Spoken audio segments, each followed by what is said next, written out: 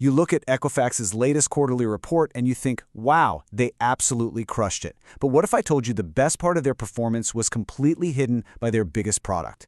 Today, we're going to peel back the layers of the onion on Equifax's earnings, solve a really interesting paradox, and uncover why their future might be even brighter than the headlines suggest. So yeah, on the surface, this was a classic earnings beat. Equifax came out with some really strong results that blew past what Wall Street was forecasting. So let's quickly run through the big numbers that had everyone buzzing. First up, you've got that top-line growth. Revenue for the quarter shot up a really solid 9%. And, in this kind of economic environment, that's a seriously strong sign of demand. Then you look at the bottom line. Their adjusted earnings per share hit $2.09, and that just blew past what analysts were expecting. So it's another clear win for the quarter. And maybe most impressive of all, for the full year, they generated over $1.1 billion in free cash flow. I mean, that just shows you this is a healthy, cash-generating machine. So great revenue, great earnings, great cash flow. The picture looks pretty much perfect, right? Well, right, but like I said, those perfect-looking numbers, they're just the skin of the onion. To really get what's going on with Equifax, we got to ask a really simple question. And that question is, where did all this growth actually come from?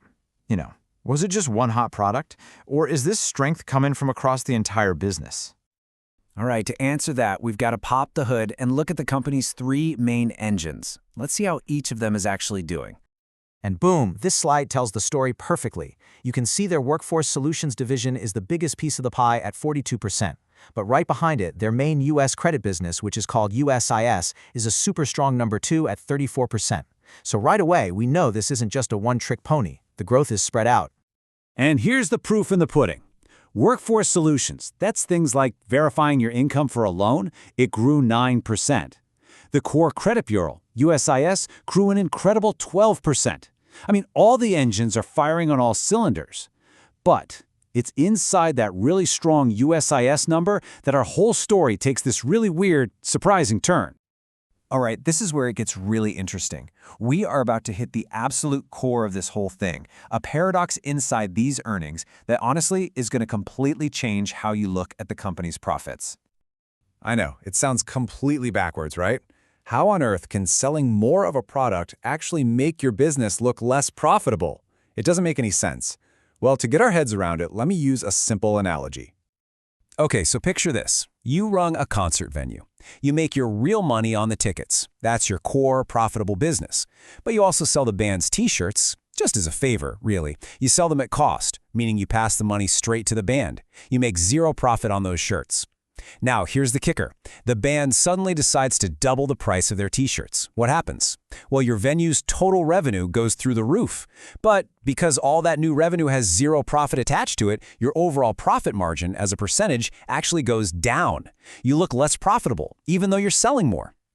So, that concert t-shirt, that's what we call a zero-margin pass-through. And for Equifax, well, the FICO mortgage score is their super, super expensive t-shirt. See, FICO charges them a huge royalty for every score, and Equifax just passes that cost right along to the customer, like the mortgage lender. It generates a ton of revenue for them on paper, but they make absolutely zero profit on it. And this right here, this cable, is the big reveal. This is the aha moment. Just look at the as-reported column first. It shows that great 10% revenue growth. But look at the margins. They're going down. It looks like the business is getting less efficient. But now, watch what happens when we pull out that FICO t-shirt. Look at the ex-FICO column. This shows the real underlying business. Revenue growth is still a super healthy 7%. But now, look, the profit margins are actually growing, and by a lot. The core business is way, way healthier than those headline numbers would ever lead you to believe. Okay, so if this expensive FICO t-shirt is the problem, what's the solution? Is there another option? Well, yes, there is, and it's called VantageScore. And if this thing gets adopted, it could be a total game changer for Equifax's bottom line. So let's break it down. Think of FICO as the old king in the castle. It's been the industry standard forever, but man, is it expensive for lenders. VantageScore, on the other hand, is like the new rocket ship. It's a newer competitor, just as predictive, but it costs at least half as much. And you can see the momentum is already building. Over 200 lenders are already kicking the tires or are actively using it. So what does this actually mean in dollars and cents? Well, this chart just lays it out perfectly. On the left, that's Equifax's guidance for 2026 earnings, about $8.50 per share. Pretty good. But now look to the right. See what happens if the mortgage industry fully switches over to VantageScore? That number jumps by a full dollar to around $9.50. I mean, that is a huge deal. You're talking about a potential 10, maybe 12% boost to their earnings per share just from getting out of the zero-margin t-shirt business. It is this massive, massive catalyst just sitting there waiting to be triggered. But hey, switching to VantageScore isn't the only play Equifax has to boost its profits. They're also making this huge long-term bet on AI and technology, a bet that goes way beyond just the credit score itself. And the foundation for this whole AI strategy is their move to the cloud. I mean, they've moved 90% of their business onto modern cloud systems. By doing that, they've built this single, incredibly powerful platform. And that's what gives them the raw computing power and the data access they need to really go all in on AI. And listen, this isn't just corporate buzzwords. The CEO, Mark Begor, says it right here.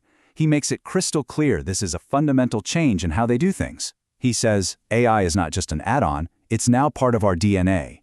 So this isn't some side project, it's who they are now. And you can see they're really walking the walk. I mean, look at these numbers. 100% of their new models are built on their AI platform. They've got over 400 AI patents, either locked in or pending. And this new product vitality number, which is basically how much money they make from new stuff, is at a company record. This isn't just talk. This is deep, real integration of AI into everything they do. So, at the end of the day, when you really peel back the layers on Equifax, the story becomes crystal clear, right? You've got this super healthy core business that's been masked by this weird FICO pricing paradox. And you have this huge catalyst in VantageScore that's just waiting to be unlocked.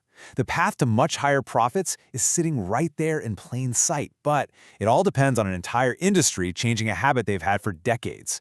So the real question isn't if Equifax's true value is going to be revealed, it's when.